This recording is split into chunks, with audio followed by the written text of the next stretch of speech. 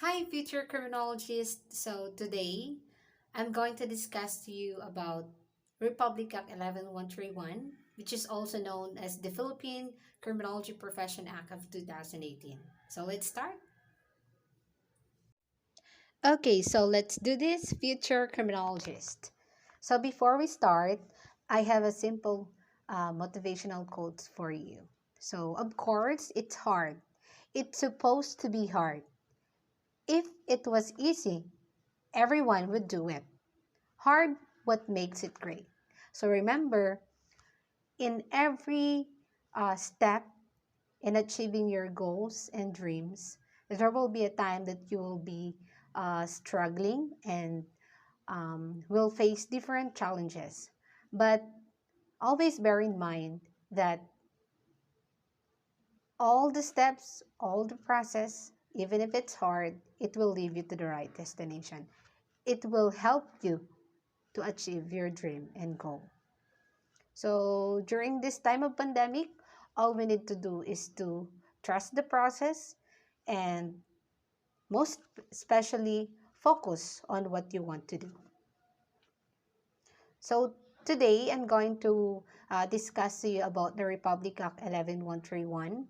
This is an act regulating the practice of criminology profession in the Philippines and appropriating funds thereof. Repelling for the purpose of Republic Act 6506, otherwise known as an act creating the Board of Examiners for Criminologists in the Philippines. So the previous Republic Act is Republic Act 6506, and it was amended by Republic Act 11131. So this Republic Act was approved November 8, 2018. So Act shall be known as the Philippine Criminology Profession Act of 2018. So what all about Republic Act 11131? So it is very important to know this Republic Act as a criminology student who will take the board examination. Why? Because through this Republic Act, through the information, the content of the Republic Act, you will be able to prepare enough for the upcoming board examination. So let's talk about Section 14, which is the qualification of an applicant for the licensure examination. So who are the applicant who can take the licensure examination? So letter A, must be a citizen of Philippines or a foreign citizen whose current country state has reciprocity with the Philippines in the practice of criminology. Letter B, must be a good moral character, good reputation, and of sound mind and body certified by the school where he or she graduated and barangay where he or she lives. Unless the examinee is a foreign national certification from a professional of good standing will do. Next, letter C, must hold a bachelor's degree in criminology duly accredited by the CHED and conferred by a school, college, university duly authorized by the government, or its equivalent degree obtained by either a Filipino or a foreign citizen from an institution of learning in the foreign country or state, provided that this is a duly recognized or accredited by CHED. Letter D, must not have been convicted of an offense involving moral turpitude by a court of competent jurisdiction. And letter E, those who failed 5 times, whether consecutive or cumulative, in the criminologist licensure examination, must present a certification issued by a reputable institution duly recognized by the CHED that such applicant has satisfactorily completed a refresher course in criminology.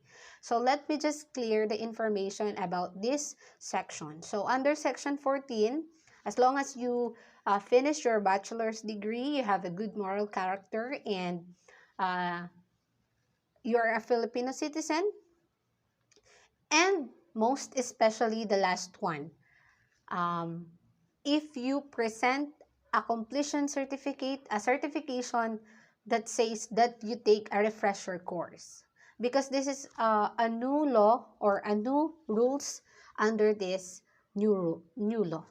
Okay, so let's proceed. So under section 15, these are the subject for licensure examination. So the licensure examination for criminologists shall include but shall not be limited to the following. So we all know that in our course, Bachelor of Science in Criminology, we have these 6 major areas, and under 6 major areas, there will be several major subjects. So the first one is the criminal jurisprudence, procedure, and evidence. So it has 20% out of 100% of the examination. And the next one is the law enforcement administration, having 20%. Criminalistic, the same percent, 20. Crime detection and investigation will have 15%. Sociology of crimes and ethics is 15%. And last but not the least, the correctional administration, 10%. So all in all, total of 100%. Next is, let's talk about the program of the licensure examination for criminologists on June 13, 14, and 15, 2021. So you are the students who will take the board examination on this specific date.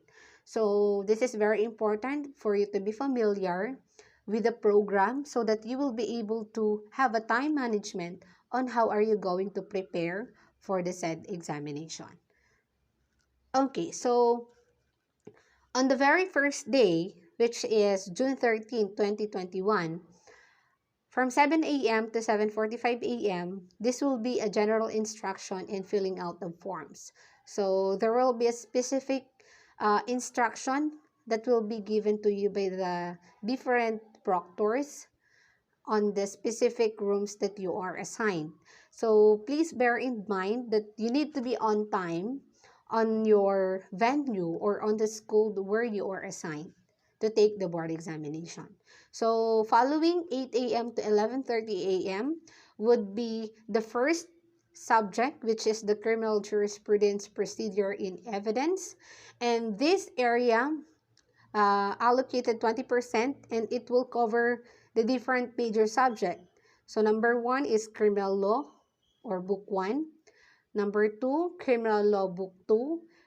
Next is criminal procedure, evidence, and court testimony. So all in all, 100 multiple choice questions will cover this criminal jurisprudence, procedure, and evidence. So from 8 a.m. to 11 a.m., you're going to answer 100 questions that is allocated for this major subject or major areas. In the afternoon, you will take the law enforcement administration, which is from 1:30 p.m. to 4 p.m. So all the subjects under this major area are the following: police organization and administration with police planning.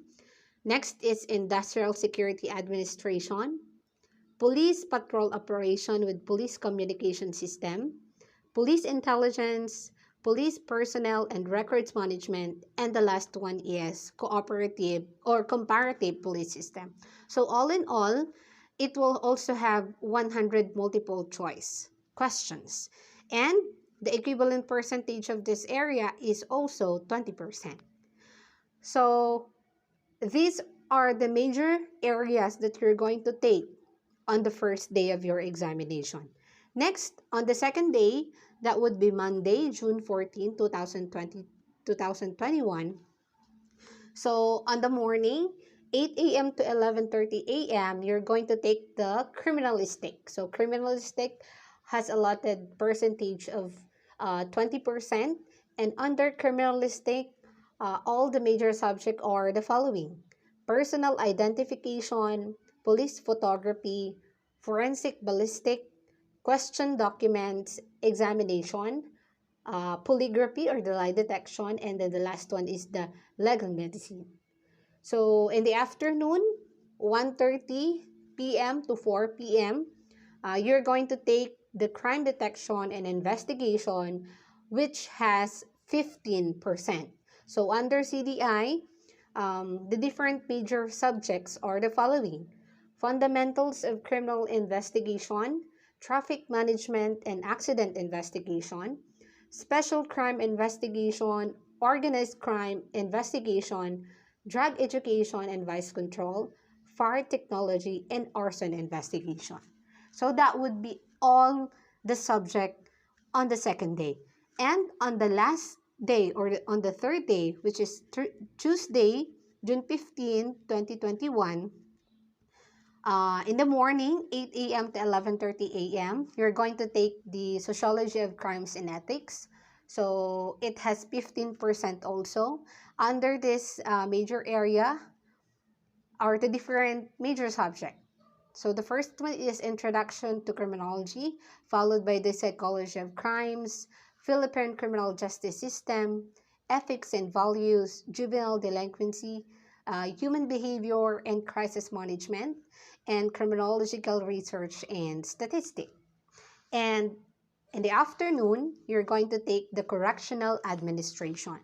So this is also 1:30 from 1:30 p.m. to 4 p.m.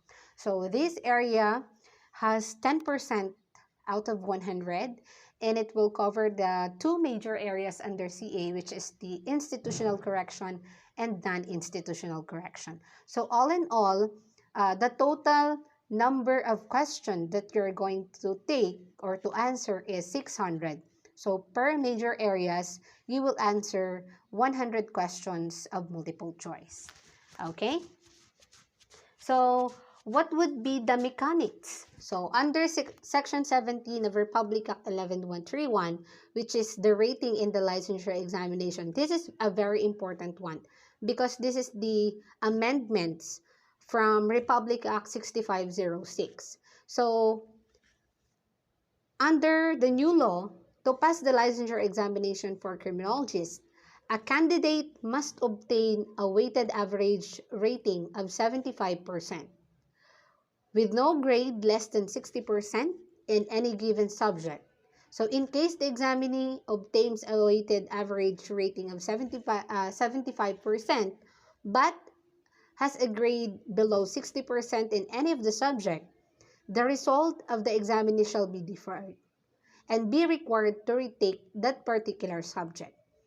The deferred examinee shall only be allowed to retake once within 2 years from the date of the examination and shall be required to obtain a grade not lower than 80% on the subject.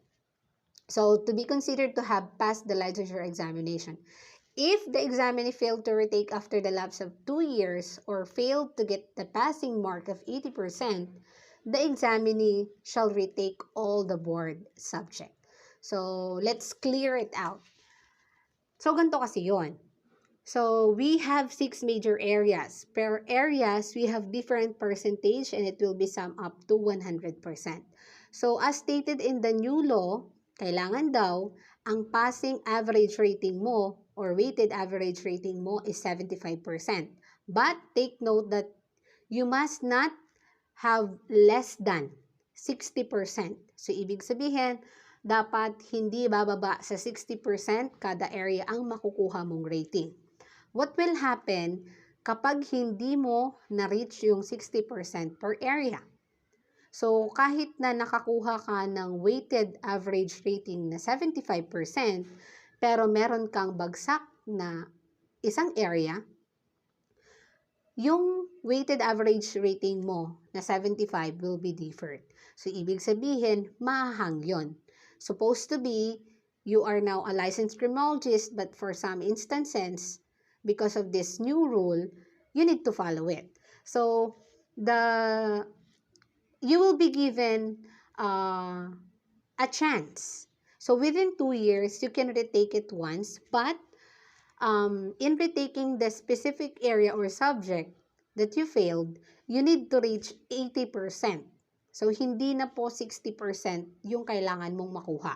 So, kung saan ka nabagsak na area, kailangan pag retake mo yon, kailangan 80% na. So, paano kung hindi na 80%? What will happen is, all your ratings under that weighted average rating of 75% will be all cleared. So, ibig sabihin, mawawala na ng visa yung passing rate mo na 75. So what are you going to do now is you're going to retake all the board subject. So, and most especially, let's go back to section 14, which is this one is very important, the letter E. So after given a chance of 2 years of retaking a specific subject that you failed, but then again, you failed to reach the 80% of that subject and all of the ratings under the weighted average that you gain of 75% is already cleared, what are you going to do is you need to consider this one. Because after 5 times of taking the board examination, whether it's consecutive or cumulative, but still you failed, what are you going to do is you need you need to take a refresher course. So you need to enroll to another program, which is the refresher course program offered by the different institution, universities, colleges, which have a course of Bachelor of Science in Criminology. Uh, you can take there a refresher course. So after taking the refresher course, you will get your certification that you completed the refresher course, and that's the only time that you can take again the board examination. But this is a one-time opportunity. Remember, don't waste an opportunity, don't waste your time. You can actually take the board examination in one time process. So all you need to do is to review, focus, and have a time management so that you will be prepared enough in taking the board exam. So all we need to do on the schedule of our examination, be on time and be ready. Okay, so as you can see, there is a clock there. Do not just watch the clock, do what it does. So keep going and let's aim for a passing score. Thank you so much.